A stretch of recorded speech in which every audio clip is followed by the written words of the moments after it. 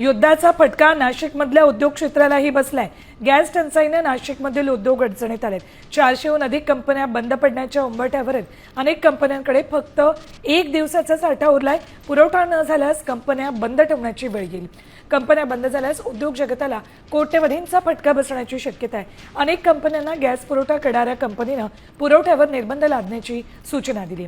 कंपन्या बंद झाल्या तर ऑटोमोबाईलसह अनेक अन्य मोठ्या कंपन्यांच्या उत्पादनावरही परिणाम होण्याची शक्यता आहे।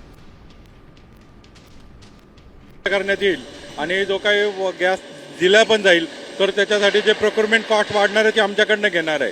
त्या व्यतिरिक्त BPCL, HPCL या कंपन्यांनी इंडस्ट्रियल सिलेंडर भरून फिलिंग बंद केलेलं आहे।